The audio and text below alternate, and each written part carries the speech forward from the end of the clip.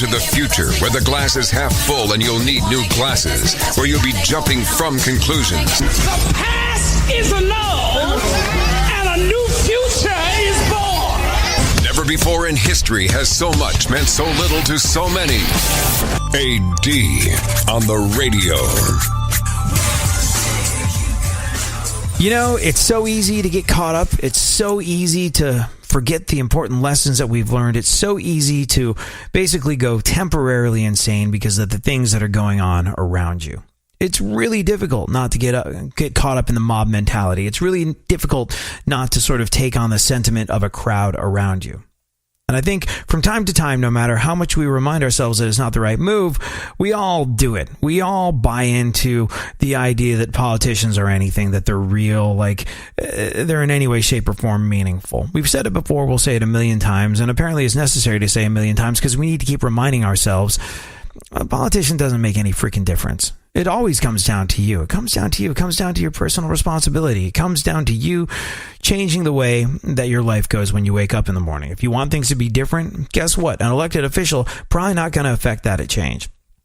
If you vote for somebody, whether it's a local, state, federal level, and you're looking for them to affect some sort of difference in your daily existence, well, you're on the fast track to Disappointmentville Population U. But it's easy to forget sometimes when the news cycle is absolutely dominated by who's getting fired, who's getting hired, who is tweeted about, who is tweeting at other people. It's easy to get caught up. It's easy to forget for a moment and go, oh, how silly of me. I was taking this seriously. Do you remember when every one of us was playing Pokemon Go? Did you play Pokemon Go, Travis? I didn't. Did you actually play it? No, I thought it was interesting. I thought it was fun. It was like that, what do they call it? 4D, some sort of, altered reality or alternative reality type of, like, it was really neat. Like, you hold up your phone and like, oh, there's whatever the hell that thing is. And then I realized I couldn't just chase cartoon animals or cartoon Pokemon around the office on my phone because you had to go outside, and therein lay the rub for me. Like, I was like going outside, walking around. I don't have time for that. I'm inside putting my nose to the grindstone, trying to analyze lots of numbers and figure out which Metallica and Red Hot Chili Pepper songs are going to make iHeartRadio more money. I don't have time to do things like go outdoors, walk around, get fresh air and activity. No, Pokemon Go is not for me. But for one teeny tiny second, I did get caught up in it. I played it a little bit in the parking lot, and then I saw I had to walk further than the parking lot. I was like, nah, I'm out. But do you remember how everybody was so taken with it? It was such a big deal. It was such a huge, momentous thing for the population of the entire planet. It was like everybody was doing it. Everybody was all caught up in it. And then just as quickly as it came, it went. And that's basically what politicians are. They dominate everything. You think that everything hinges around the fate of a politician and whether they get elected or not. And you're out there, you're stumping for them, you're campaigning for them, you're online tweeting and Facebooking all about them and how they are the answer to everyone's problems, even if they can't see that they're the answer to everyone's problems. And then what happens? They get elected, they collect a whole bunch of they collect a whole bunch of taxpayer money, and nothing changes, and your daily life stays the same. It falls to you. It always falls to you. It always will fall to you. And I was reminded of this by, what's his name? Leslie Gibson, the guy who was he was going to run unopposed in this year's election for Maine's House 57th District. We talked about him last week. He was the guy who was all set to glide into a position for the Maine legislature. And I use this guy as a microcosm of politics in general. Remove your political allegiances from this situation. I don't care if you're a Republican. I don't care if you're a Democrat. This guy provides an excellent story and an excellent reminder to all of us that, no, how silly of us. We were taking these people seriously again. They are not to be taken seriously. And if we're going to make anything different in our lives, it's really down to us. This was the guy who, you might recall, he tweeted 18-year-old Emma Gonzalez. He called her a skinhead lesbian and said that she didn't really deserve to be called a survivor of the Parkland High School massacre because she was in a different part of the building. Now, if you're an adult man who is attempting to collect some taxpayer money and make your job that of a public servant, and let's not forget, this is what they are, public servants, and you're that much of a boneheaded moron that you get all butthurt that an 18-year-old has more followers than the NRA, and you decide to go online and call her a skinhead lesbian and say she's unimpressive unless you're a frothing at the mouth moonbat. I think that was the expression. Yeah. That was the guy that was about to glide unopposed into a position of power, receive taxpayer money, and make a living as a public servant. And you know what? That's an excellent reminder. These people are idiots and don't deserve $1 of your money, and you need to hold them accountable for every last possible thing that you can hold them accountable for, because they want you to forget. Don't freaking forget they work for you.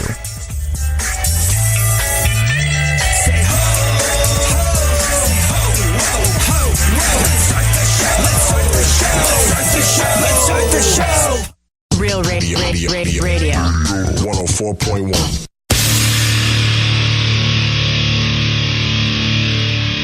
Where the left and right come together for fundamental truths. AD on the radio, on Twitter at ADSXE. So Travis Golightly, you and I are both closer to 40 than we are to 30 at this stage in the game, yet routinely get mistaken for guys in their 20s, and routinely don't get taken seriously because people think we're guys in our 20s. Nothing against you if you're a guy in your 20s, but understand this: people of a certain age go, you're 20 something. All right. Come back in 5 to 10 years and we can have a conversation about life, because then you'll know, which is mind-numbingly stupid, of course, and short-sighted to the extreme, but it's just the way it is. Now, I've often tried to figure out what the hell it is that causes me not to get, like, I first started noticing that I wasn't getting old like my friends when I was like 25, and I just figured it would catch up with me. And I don't drink, and I always assumed that was something to do with it. But apparently there is something that both you and I are pretty regular with that really does keep you young for your entire life, which we'll discuss a little later on in the show. The secret of youth, apparently it's being called. Not that we really care about that, but it is interesting to find out why some people are getting older faster than others, and we'll discuss exactly what that is a little later on in the show. Right now, though, what'd you find out about this Leslie Gibson dude, the guy that was going to be unopposed? An unopposed candidate for the Maine legislature. He bailed on his campaign, right? He bailed on his campaign. He gained not only a Democrat opponent, but also a Republican.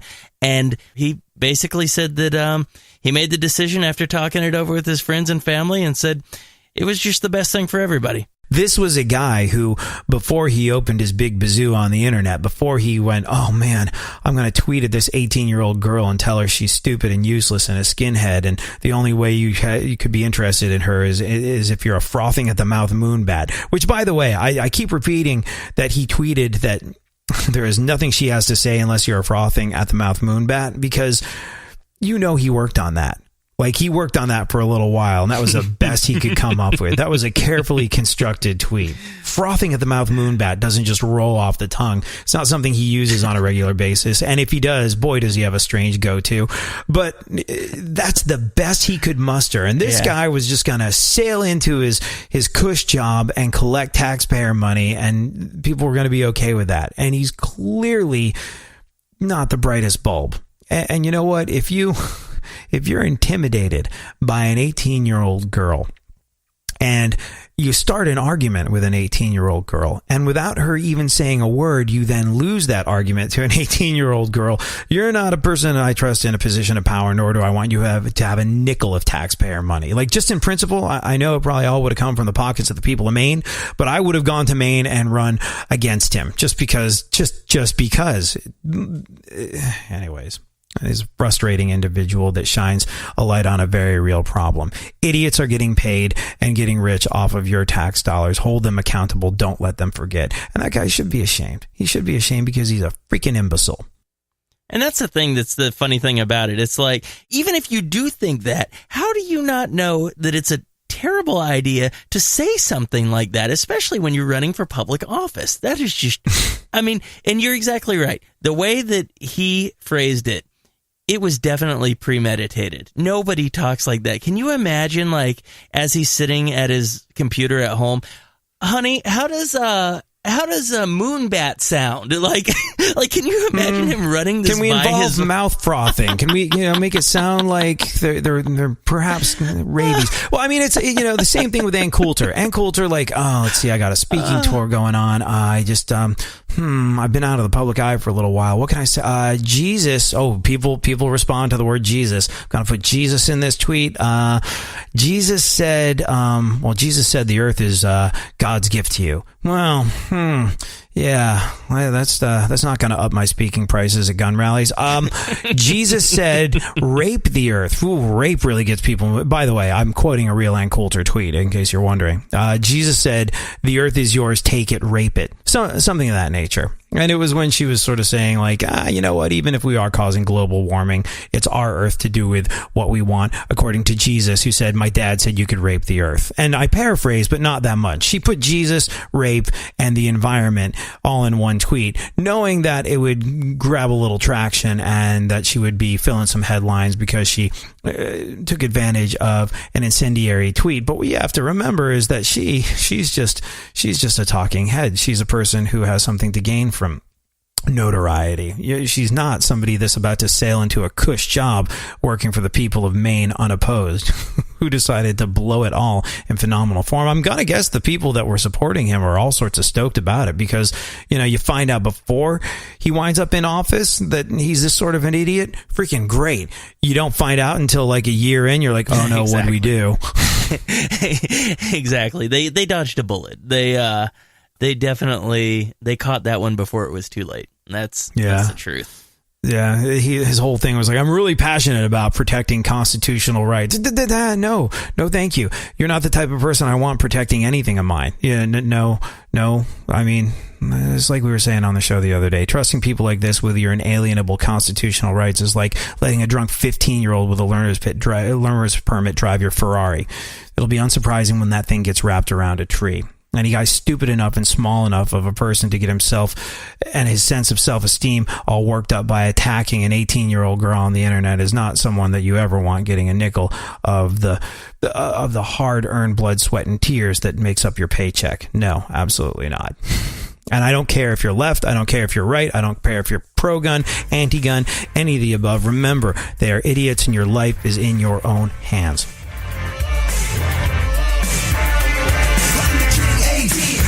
None higher, suckers in the age, call me sire. Think you gotta be the one to turn me down and guess again, no. Whoa. Money making, skills on the mic, can be paid every day. And for part of the battle, just bow down, better act like you know. Whoa.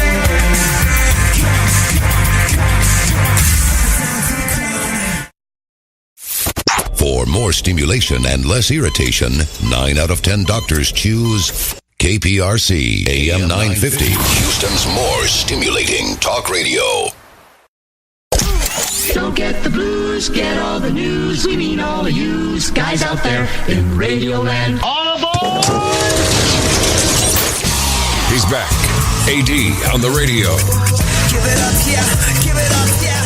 Bring this on, come on. So doctors feel like they figured it out. They feel like they've conquered the great mystery of life, i.e., what is it that keeps people young? That whole anti-aging thing that has become a bazillion-dollar-a-year industry. Apparently, the big secret, and that's not it's not that big of a freaking secret, is something that Travis and I both do. And Travis and I are, we're not getting any younger, but people still mistake us for folks that are, part of it might be our carefree attitude. People mistake us for idiots in their 20s all the time. And apparently there's a reason for that. Now, I struggle with this because I've clawed my way to middle management in corporate America. And there's times where people don't take me seriously as their boss because, according to them, I look like Dennis the Menace. And I don't like to get out the ugly stick, and that's no good. But it is interesting to find out why it is that some people get older in a different sort of way than other folks. And there is something that both you and I do on a regular basis that apparently contributes to this in a massive, massive way. What is the secret to eternal freaking youth, or something vaguely close to it? We'll get into it a little later on the show. It's actually sort of fascinating biohack stuff. Right now, though, I think a big part of a big part of what perhaps keeps me young in my mind, even though I'm not young in my mind, I feel like I'm 100 years old. I would be perfectly happy to skip over the next 60 years of life and just go straight to Del Boca Vista and play shuffleboard and eat early bird dinners. Like, I'd be all about that. That sounds freaking fantastic. But one of the things that I've discovered is not doing crap that you don't want to do. Case in point, I had to go to a convention a little while ago. And people are like, well, you're going to fly, right? I'm like, well, no, because honestly, it's like a 4-hour drive. I'm just going to drive. They're like, why would you do that? We'll fly you there. I'm like, because I don't want to. I don't want to deal with airport. I don't want to deal with hassle. I don't want to deal with airport security. I don't want to deal with the Uber ride to and from. I don't want to deal with, I would rather just drive in my car and, I don't know, listen to books on tape or something, literally anything, than deal with the hassle of going through an airport. And they're like, you're crazy. I'm like, no, shut up. You're crazy. And you know what? I did it. I had a dandy time doing it. I caught up on a whole bunch of reading, although it's technically not reading if you're listening to audiobooks. But nevertheless, I had a really, really good time not flying. And I was reminded of the fact that it's good to not fly when I heard Jim Gaffigan say this about airports. Travel a lot. I'm constantly going through security, always behind that person that's never left their house before. They always want to ask me questions like, can I bring soup on the plane? It's homemade soup. I'm like, you should ask them. For an ID, can I use a fishing license? You should. Should I take off my shoes and my pants? Yes, you should. Airport security is annoying. It's nothing compared to international travel, like going through customs and immigration. That's so intense. They're dressed like SWAT team members. I always get so nervous. I'm like, do I have heroin on me? I don't even know what heroin looks like, but I might have accidentally packed some. There's that mini interview with the customs agent. What do you plan to do in our country? Murder people. Got me. I wasn't ready for your trick questions. I think I officially passed the part where air travel is in any way, shape, or form interesting or fun. I hate it. This time last year, actually, where like I went to Austria to visit my father. He was getting a procedure done, and it was one of those ones where I was like, I got to be there. And man, it not only was. I remember it was like all these different flights, and almost all of them got canceled or grounded, or we had to make an emergency landing in Nova Scotia because some person had to be removed from the plane on a stretcher. And they actually, like, everyone was so concerned about their condition that when the pilot got word back from the ground that they were stabilizing, like, they told us, and we were like, yay, we didn't stop for nothing. They made it. You know what I mean? Like, but like literally everything went wrong after that. And here's the thing. I was reminded of it when you ever had or known someone who's had deep vein thrombosis? No, I haven't. I always kind of thought, and I don't know too much about it, like, is that something like bigger people get, or like older people, or what? No, it's caused by prolonged periods of inactivity. And here's a reminder to, look up from your phone every once in a while. There's a 47-year-old woman who was traveling across China on a train last week. She was lying down on her side looking at her phone, and she didn't move from that position for the entire 20 hours, which in the grand scheme of things doesn't sound like a lot, but the results can be devastating. When she got off the train, she fainted on the platform. She was rushed to the hospital, where the surgeons found that she had 2 life-threatening blood clots on her brain. The neurologist who treated her said, quote, "We think she kept the same posture for too long, which compressed the blood vessels on the right side of her neck. Fortunately, they were able to remove the blood clots, and the woman's recovering. When the reporters went to interview her in the hospital room, she was in bed staring at her phone." So, learned nothing. But like, if you go on a flight of a certain length, you're told that you have to get up and walk around every once in a while, because just the prolonged just being sedentary for a prolonged amount of time can cause you to have blood clots, and blood clots can work their way up to your brain or your heart. And what was interesting is I didn't maybe move as much as I should have on my flights to Austria. And a week or so after I got back, I don't know how I did it, but I think I got pneumonia. I had like pneumonia a week afterwards, and I was in bed coughing, and I think in my sleep I've messed up my ankle 8 bazillion times from like skateboards and motorcycles and things of that nature. And so it sprains really easily now. Happy, joy. Might look young, but I have a trick ankle that'll go out at the slightest whisper of a breeze. And I managed to sprain it, but because I didn't sprain it doing anything, when I went to the doctors, they're like, "What'd you do? Did you fall? Did you twist it? Did you slip on something? Were you on your skateboard again?" And I was like, "No, I woke up and it hurt like crazy and I couldn't walk a flight of steps." And they gave me crutches and ibuprofen and all this sort of stuff, but they're like, we have to send you back for all these different scans because this could be deep vein thrombosis. If you've been on a plane for any length of time, then this has to be checked out, because you don't have to be old or heavy or any of the above. You just have to sit still for a prolonged amount of time, and you could develop blood clots in your leg, or as it happened with this woman, in her neck. So it's some scary freaking stuff. And when that happened, when I was like, oh, international travel, I haven't done this in a little while, even if it is to, visit my father in a semi-emergency situation, it's kind of nice to, leave America and experience some stuff that is different to the daily way of life over here. It's a really, really good thing to do. And I loved, experiencing different things and people and places. That's an intrinsically very valuable thing for all of us to do, and we should all try and do it. Now, we're working so hard in America that it's not so much the luxury of the money to travel that's the bummer, it's the luxury of the time.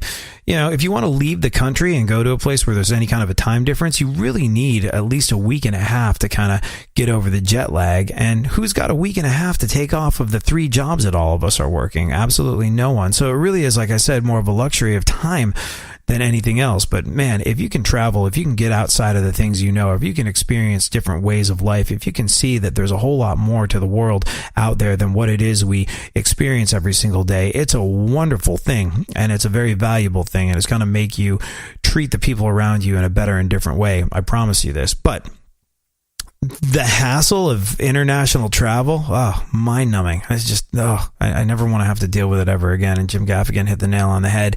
You've moved around the world a little bit for your job. You lived in St. Thomas. You lived in Puerto Rico.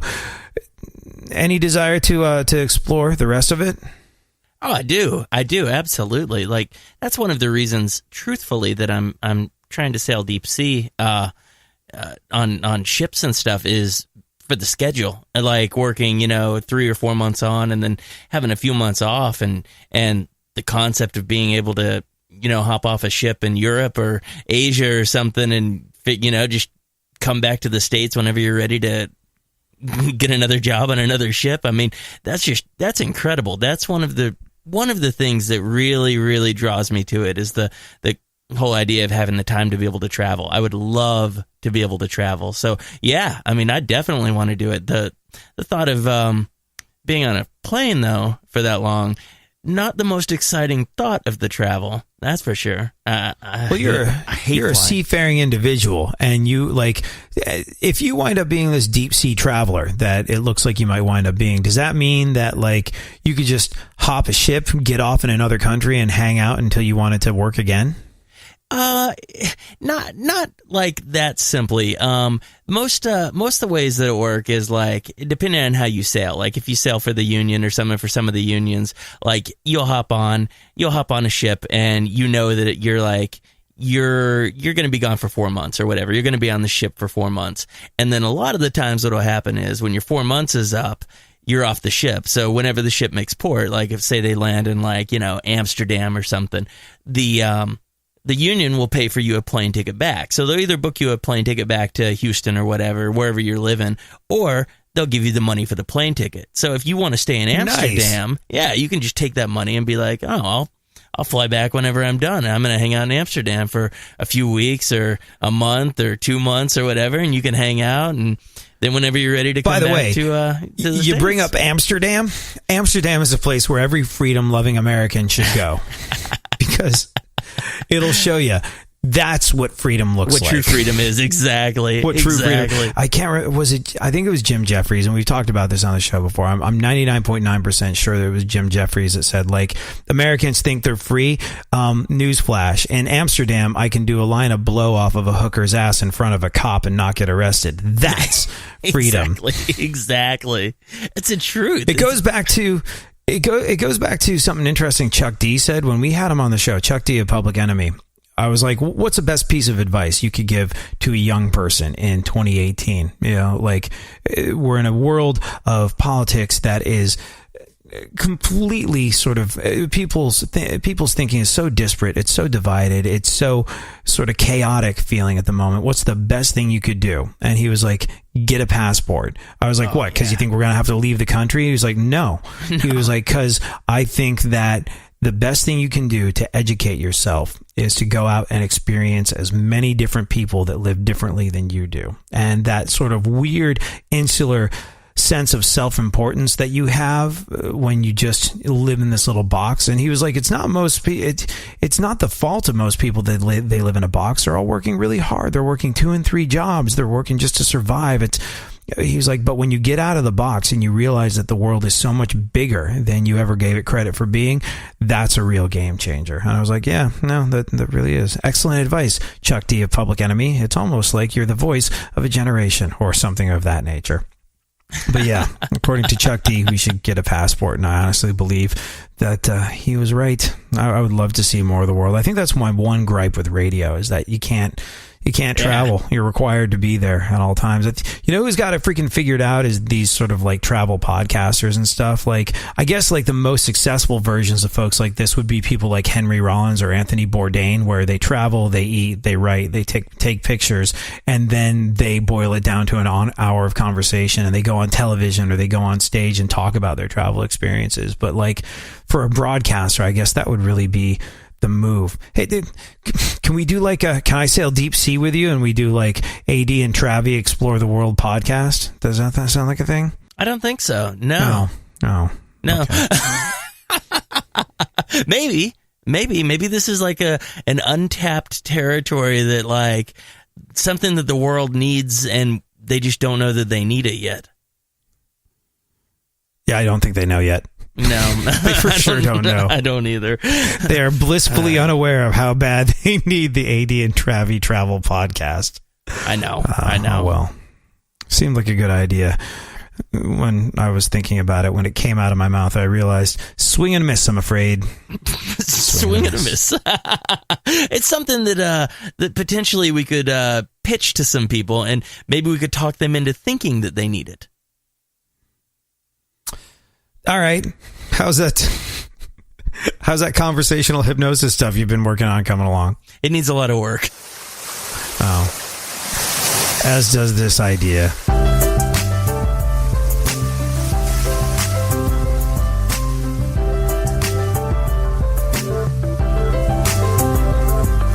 Sometimes you just know you're done. You're longing for that shining sun. You walk these streets most every day. You're waiting to get washed away.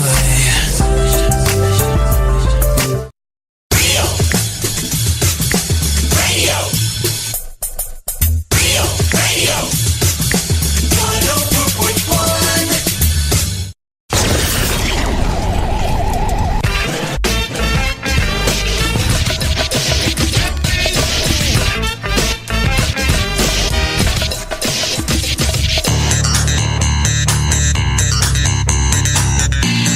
Now, more AD on the radio. So what is the secret to never-ending youth and health? It's apparently deceptively simple. It's something that Travis and I both do on a fairly regular basis, and we'll share that with you a little later on in the show. Right now, though, Travis, what is going on in the news? The president of the Academy of Motion Picture Arts and Sciences is under investigation for sexual harassment. Well, you know, it had been a while since somebody in a position of authority in Hollywood was outed as a horrifying sex monster, so good to know we're back on track. Per Hollywood rules, I think he's going to be replaced by Christopher Plummer, who will do a stellar job. Go on. Cynthia Nixon may run for governor of New York. The redhead from Sex and the City. I'm not going to lie to you. I just read that, I don't know who it is. No, that's who that is. It is Cynthia. Cynthia Nixon. It's so funny because, if you fall asleep watching TV, you wake up watching weird stuff. And I watched what was probably, I'm going to guess, like the first or second episode of Sex and the City the other day. Hang on, what? Yeah. Well, no, you didn't. Yeah. No, I did. I totally did. And what struck me was she's, in real life, she's a lesbian. But the plot in the episode that I watched was people assumed that she was a lesbian, and like her boss assumed that she was a lesbian, thought it would be cool to have a lesbian couple at his dinner party with his wife because they wanted to like widen their social circle with a lesbian couple. And so she pretended to be a lesbian in order to get ahead in business. That was the plot twist of this particular episode. The irony being, in real life, she's a lesbian. In the actual show, she had to be like, sorry, not a lesbian. I just really wanted the promotion. And then she experimentally tries to kiss like the chick who she's pretending to be a lesbian with, and she's like, I am so straight. And the girl's like, yeah, you are. Oh my God. I can't believe you watched the show. Ironically, my mom, who is the most like sweet, innocent, like not Sex and the City kind of person in the world, I was talking to her the other day, and I was like, is the TV on? And she's like, oh yeah, I'm watching this Sex and the City. And I was like, what? And she's like, yeah. And she's like, I don't know, I just discovered it the other day. And I'm like, okay. I'm like, that's kind of weird. But I didn't like want to, say anything about it. And then like a few days later, she was like, so that's Sex and the City show? And I'm like, yeah. She goes, it is just kind of dirty. And I'm thinking to myself, my sweet, sweet mother, I'm like, how did she not catch it by the title alone? Yeah, based on the title. Well, it's so funny because the reason that I was sucked in when I woke up and it was on was really kind of like I had no idea this show is that old. I was like looking at the enormous Zach Morris cell phones and being like, this show's that old? And then like the enormous... The show is that old? Yeah. Like there were cell phones and pay phones and answering machines and dial-up modems and computers with enormous tube screens on them. Oh my God. I'm constantly, because I'm just now rewatching Seinfeld with a friend of mine, with my friend Lindsay, because she never saw it. Like she had seen an episode or two, but she hadn't ever actually seen most of the episodes. So we're rewatching it from the beginning. And I am so jealous, by the way, of your friend Lindsay. Like anybody that gets to watch Seinfeld for the first time. It's just, I know. Is she enjoying it? Oh, she loves it. She absolutely. But I had warned her. I'm like, no, I'm going to warn you. I'm like, the show is incredible. I'm like, but it's 2018 right now. I'm like, dude, this show is like 20 years old at least. And started in 1989. It ran for 11 seasons, started in 89. Years. So it's almost 30 years old now if you're starting from season 1. Yeah, and I warned her. I'm like, dude, some of the stuff in this is like really kind of, I said, it's kind of aged. I said, I don't know if you're going to be into it. And she's like, no, it's fine. And so I was like intentionally point out the funny things. Like we were watching an episode and like on the storefront window, somebody in like paint pen, it said something like cell phones, pagers, wholesale price. I said, oh, look at that, pagers, wholesale prices. I'm just like, dude, it's so funny to see stuff like that, like on TV, pagers. I'm like, oh wow, that's so awesome. It's so awesome. Well, there's an amazing line that, I wish I had the audio on hand, but just thinking about it, there's an amazing line in one of those shots of him doing stand-up where he basically predicted the future, where he said that really we want to get home and check our messages, or we're out and we want to check our messages, and we want to go home and we want to see that, if we get a call at home, we're so freaking annoyed, but then we want to know that there's going to be that blinking red light on our answering machine, yes. Meaning that a large group of people we don't like care about us, so it's yes. And he 100 million% predicted social media and its appeal, and how that little dopamine hit that you get from somebody liking or commenting on your post was going to be everything to all of us, and how it was going to change the world. It was so freaking genius. Well, I'm jealous, but yeah, Cynthia Nixon from Sex and the City might be running for governor of New York. I I've got no idea about any of her positions or beliefs, but if getting into politics keeps her from making more Sex and the City movies, based on what I saw on TV the other night, I'm behind her 100%. You go, girl. Go on. Angelina Jolie said she doesn't mind her appearance changing as she gets older. You listening, Kris Jenner? I gotta say, I saw a picture of Angelina Jolie a little while ago, and like Sex and the City, I guess that was somebody who, rose to prominence when we were kids. Like when we were teenagers, Angelina Jolie was like a few years older. I'm like, wow, she's so unbelievably hot. And I saw a picture of the other day. I was like, wow, she's not going out and buying herself a new head, Yeah. like she's actually sort of allowing herself to get older. I thought it was cool. I thought she looked badass, and I thought it was cool that she was going with it. And it kind of made me feel like, if she can be a grown up, maybe I can too. Because, I'm that shallow and thin of a person. Go on. Will and Grace has been renewed. Oh, wow. There's a lot of 90s television in 2018's news. Yeah, that's the truth. I didn't watch every episode, but I do remember a couple of absolutely genius lines for like television back in those days when it was a high stakes game of bazillions of dollars and these shows ran forever and they made literally all the money in the world. What that bought you was the very best writers in the world, and some of it was so genius, like that one where Jack and Karen have to like go up tons of flights of steps, and they realize at the end of it that they could have just taken an elevator, and Jack goes, we could have taken the elevator, and she's like, I'm too tired to slap you, just run your face into my hand as hard as you can.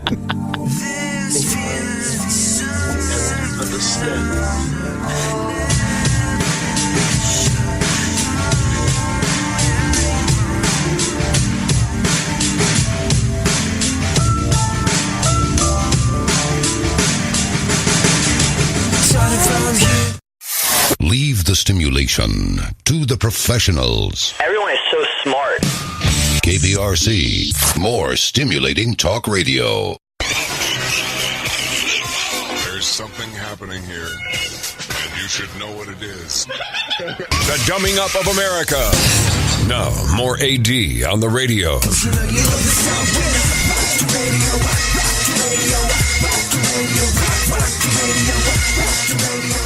So what is the freaking fountain of youth? What is the secret to life eternal, or something vaguely approximating it? Well, doctors have figured it out, and apparently it's something simple that Travis and I both do on a regular basis. And we'll get into exactly what that is a little later on. Do you feel young and spry and ahead of the game, Travis?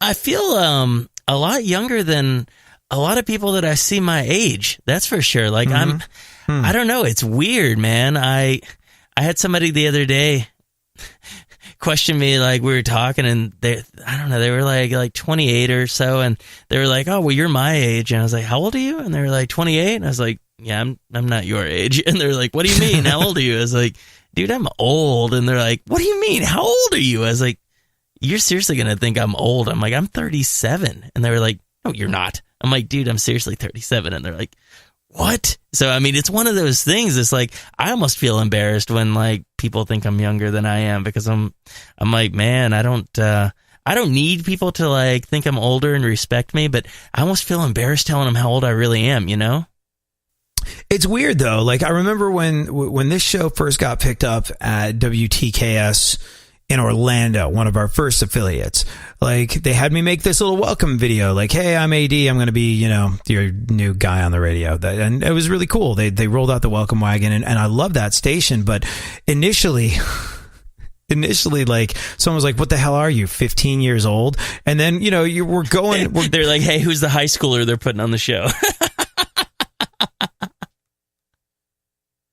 Yeah, and then we're going on the air talking about life and stuff, and they're like, why would I take life advice from a college kid? I was like, I bet you I'm older than you. I bet you I'm, and which, it doesn't matter in the end, but it's just like, it's weird.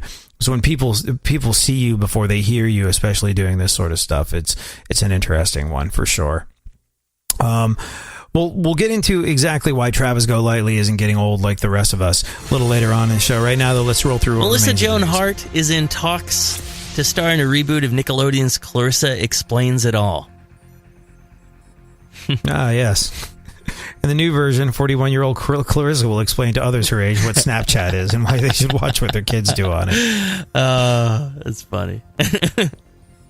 Are you on the chat of Snap? Is that a thing for you? Do you still Snapchat? I had a Snapchat like when it was new, and I don't know, like it was just too much. Like it was too much, and so I had to get rid of it. And recently, like somebody was like pestering me to get a Snapchat, and they were like, "No, because I want to send you some pictures and stuff." And I was like, "Can't you just send them to me on Instagram?" And they were like, "No, it's not the same thing." And I'm like, "Oh my God." So I started one, but like, I don't even know how to use it. Like, I have like one friend on there, 2 friends, I think. Like, I think I'm going to delete it. Like, it annoys me. I don't know how to use it. It's weird. Well, here's the thing. Like, they recently rebooted the whole thing, and everybody hates what it looks like now and hates how it behaves now. And it's funny because, like, I have to be on literally everything. It's part of my job. It's part of being media in 2018. I've got to have an account on every form of social media in case one of them jumps off and becomes the next Twitter or the next Snapchat. And my favorite has been for years, and I think will continue to be Twitter. I love Twitter. If you want to tweet me, I'll tweet you back at ADSXE. What I love about Twitter is that I feel like I can respond to everyone. Like if it's Facebook Messenger or if it's email, like people can write you pages and pages of stuff. They literally can write you War and Peace. And I never want to be like, dismissive of people, but there's so many times where I get these messages and they're like, point A, segment 1. Like, I'm like, oh my God, it's going to be that. And like, if you're limited to a couple hundred characters the way you are on Twitter, I know I can get back to everyone and it's a little easier to deal with. So like, Twitter is my absolute favorite. But I remember when Snapchat was a thing, and it was just starting to be a thing, and everyone was like, oh man, this won't continue. This won't continue to exist. This is basically so teenagers can sext each other selfies that will, delete themselves after it's, self-destruct after a couple of seconds. So I was like, I think there's more to it. I noticed sort of like the NBA and whatnot buying onto it and things of that nature. Like, nah, it's stupid. And then a year or two later, they're like, the New York Times is worth this. Snapchat's worth about 20 times that. So it's crazy. Like, yeah, it's this massive media platform, but it's interesting. They did the reboot on it, or they did the update on it, and I noticed I went from getting sort of like more Snapchats than I could handle, people snapping me stuff. And mostly I find Snapchat to be kind of boring. 9 times out of 10, it's people that are listening to me on the radio while I'm on in the afternoon being like, stuck in traffic, and they take a picture of them in traffic. Like, and it's kind of cool that they're listening and everything, but I'm just like, don't jeopardize your safety just to Snapchat me the fact that traffic sucks in Houston. I'm well aware of this. This is time honored territory. But one thing I noticed was once the update came in a little while ago, the number of people that were Snapchatting me, like, dramatically dropped off because people just don't want to deal with it anymore. Like, I don't find it to be that different, but people really, really dislike it. And I think Snapchat are like scrambling to come up with a new version that people are going to be able to deal with a little bit better. Go on. What else? Snoop Dogg released his first gospel album. Yes. Fans spent the weekend grooving to some great new tracks like Gin in Jerusalem.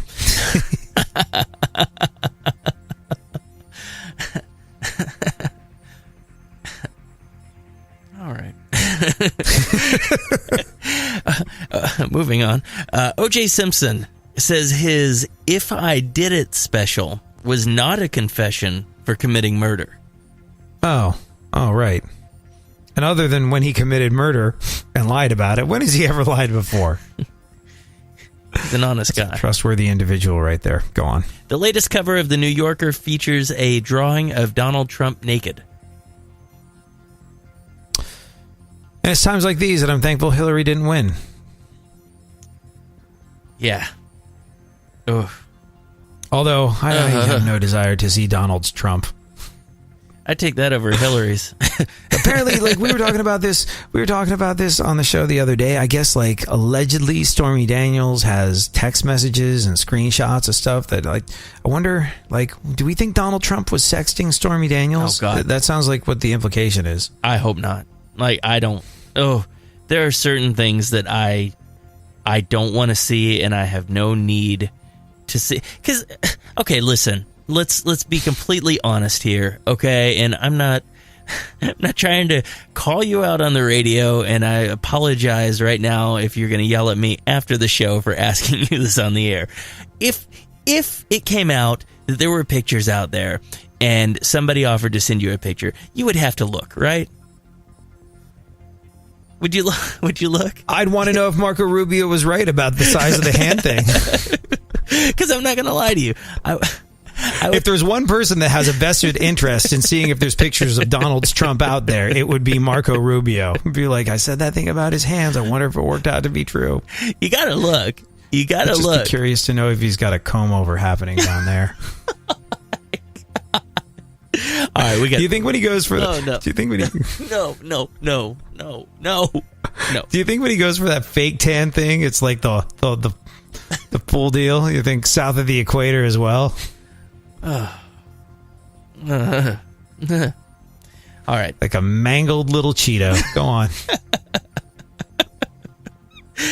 Okay. Anderson Cooper's interview with Stormy Daniels will air on 60 Minutes next Sunday. Yeah. Those who have already seen it say you can expect a hard-hitting selection of questions, frank, revealing answers, and absolutely zero sexual chemistry. Go on. Vladimir Putin won Russia's presidential election with 73.9% of the vote. Oh, that's unsurprising. All right. I mean, I guess the big shocker is, you know what? Pretty soon that number is going to correct to 100% of the vote, since the 26.1% of the people who didn't vote for him mysteriously will disappear over the next week or so. That's yeah. I mean, that's a whole other show right there. But that it's like a real life Bond villain running the show over there. It's pretty incredible stuff. Yeah. I know many Russians, not many. I know a few Russians that live here in America. And when I say, what'd you come to America for? Universally, Putin's not a good guy. Like, it was almost like they were afraid to elaborate more than that, but there's like, yeah, Putin's not a good guy. That's why I'm here in America. And if there are people, look, when we have an election every year, or every 4 years, rather. Every single time we have an election, every 4 years, people going, you know what? If so-and-so is elected, if your girl's elected, I'm moving to Canada. Oh, well, if your guy is elected, I'm moving to Canada. And who moves to Canada? Nobody. Nobody moves to Canada. But in Russia, Vladimir Putin gets elected, and people are like, I am peacing out to literally the other side of the world. America, America.